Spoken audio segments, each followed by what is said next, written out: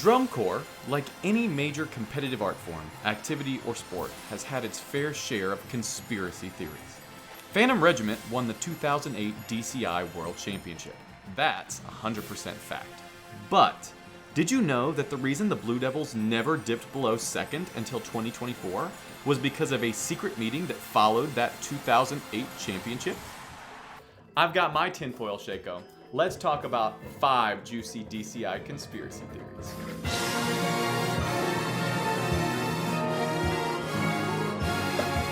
So let's talk about that juicy Blue Devils theory. But first, a little backstory on the 2008 season. You probably know how it ended, with Phantom Regiment in first place. But prelims and semifinals looked completely different. In prelims, Phantom Regiment was third. In semifinals, Phantom Regiment was second.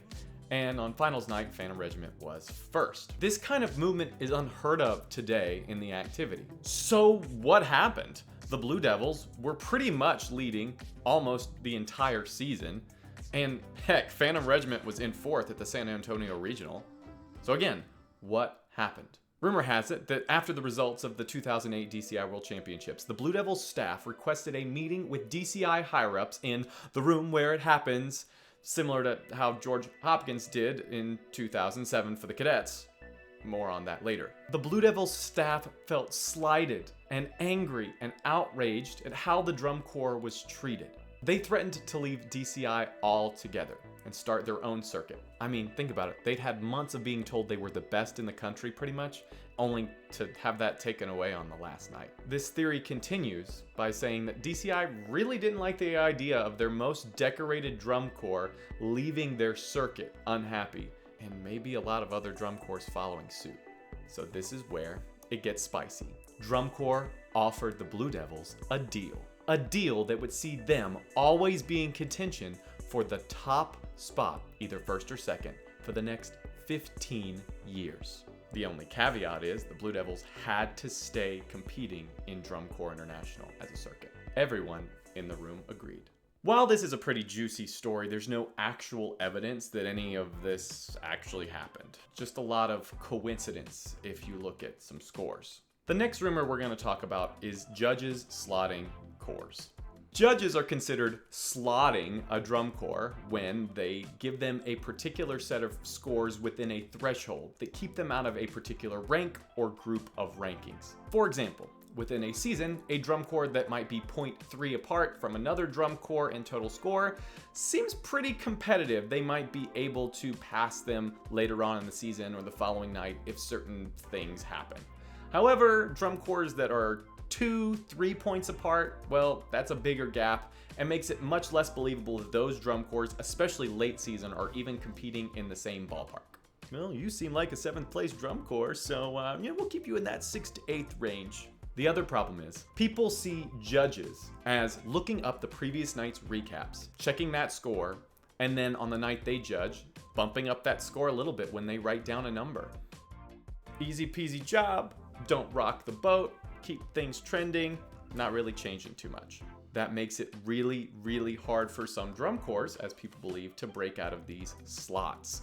This theory got such credibility during the 2010s that in 2016, DCI did not release full recaps for any competition until the season was over. That's to judges and the public. This was in an effort to keep things more fair and to dispel this rumor. All you got was a final number, final placement, but no subcaptions. Ultimately, these changes didn't lead to any big competitive shakeups, and instead just led to less fan enjoyment as we followed throughout the competitive season. So in 2017, they reverted these changes and we went back to getting full recaps for every show, just as it is today. The next one is final scores don't matter and everything's really decided at semifinals. Back to the room where it happens. Picture this. It is after the semifinals of the 2014 DCI World Championships. The Blue Devils are on the heels of breaking an all-time world record score. So all judges meet behind closed doors to discuss what will happen scoring the Blue Devils the final night. Rumor has it that these judges all agreed to turn a blind eye to some of the mistakes the Blue Devils would make the following night. This would give them many perfect scores in many captions. That night, all these judges shake on it after things are ironed out, and the next day, the Blue Devils walk away with a 99.65 world record score with 7, count 'em, 7 perfect scores from individual judges.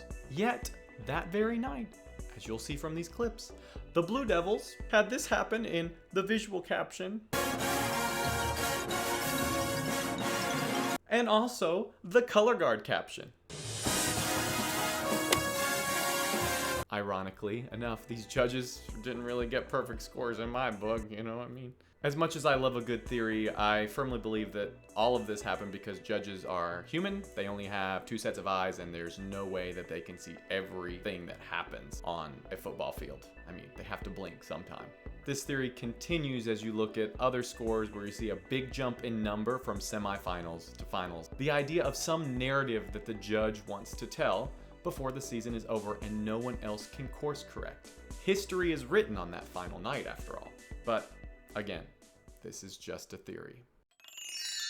The Cadets should have won 2007. For those unfamiliar, the Cadets had a stellar show in 2007 called This I Believe.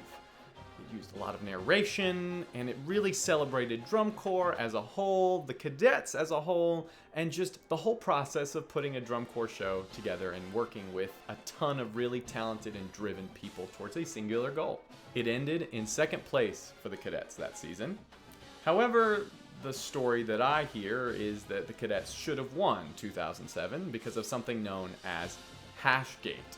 And as an alum of the Cadets organization, I've heard a lot of this story from the drum corps community and the cadet alumni community as well.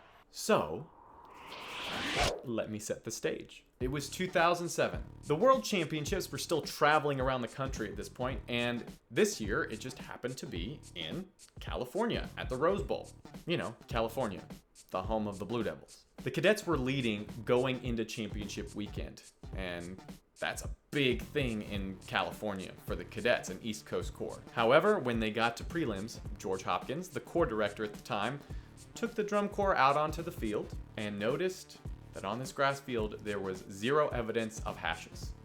And if you've marched some Jeff Sacktig drill or at least seen it, you know that it's really dangerous to not have a starting point or any point of reference in terms of verticality when it came to setting drill to start the show.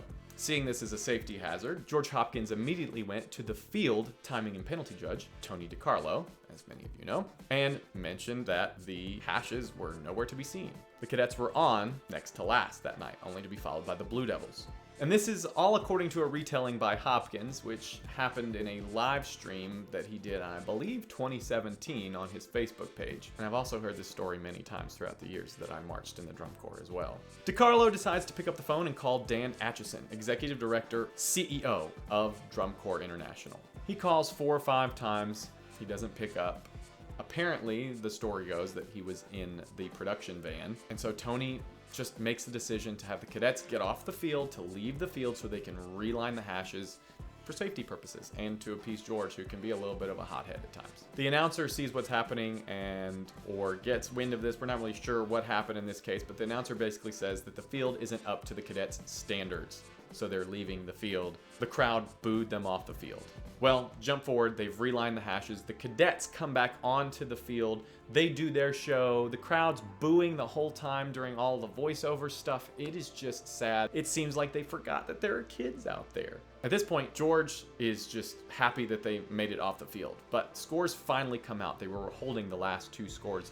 Lo and behold, the cadets had a 2-point penalty. Put them in 4th, I believe. George was not happy about this. He marched back into the stadium, found Dan Atchison, who was on the field, I think near an end zone, according to his story, and was irate, just jumping up and down, really mad about the whole situation, trying to explain that they did nothing wrong. That's when Dan Atchison keeps his cool, tells George that he's on the Jumbotron, being zoomed in on. The whole crowd sees the whole thing. It is not a good look for him. The crowd is now even more angry at George and the cadets. So back to the room where it happens. George meets with Tony DiCarlo and Dan Atchison and is basically like, I need this penalty removed. He says, step out for a second, George. We're going to talk about the situation and we'll let you know. So eventually they bring him back in and they say the penalty is going to stand. George, again, really bad at explaining things when he's really angry. He says, I don't like that decision. I need a better decision. Give me a better decision. Dan, who is very, very kind at this point, says, okay, let me discuss it with Tony again and we'll get all the information. Anyways, they kick George out of the room, they discuss some more and then bring him back in and they remove the 2-point penalty and the Cadets are back in second place. But the damage had kind of already been done at this point. The tale continues. In semifinals, the Cadets were 0.05 behind the Blue Devils. But in finals, still being second by a bigger margin. So the theory goes, if George Hopkins hadn't lost his cool, if the hashes were there and didn't require them to be repainted for safety, if all of this didn't occur and really, really smear the Cadets' name with this West Coast World Championships, would the Cadets have won 2007? No one will ever know the answer to that question. And finally, West Coast tours make champions. Fun fact, out of the last 16 world champions, 14 did West Coast tours. These would be the Blue Devils, duh, SCV, duh, Phantom Regiment, the Cadets, and Carolina Crown. Oddly enough, the Blue Coats are the only outlier here. All of this is a relevant and hot topic right now because Boston Crusaders just announced that they're doing a 2025 West Coast Drum Corps tour. Could this tour propel them to their first ever DCI World Championship? Maybe. History might suggest so, but then again, there have been plenty of drum corps that have done a West Coast tour and gained no competitive advantage from it. The way I see it, the real benefit of doing a West Coast tour is to see the Blue Devils early, get slotted with them, compete with them, so that hopefully when championship time happens, you can finally claw your way past them and earn a championship title. But that's just a theory. And there you have it. 5 drum corps conspiracy theories that probably aren't true, maybe. But what do you think? Did I miss a big one? Do you disagree? Do you agree with some of these conspiracy theories? Leave a comment below and make sure you let me know. If you like this video, give it a like and subscribe if you're interested in seeing more of this kind of content from my channel. And until next time, we'll catch you guys later.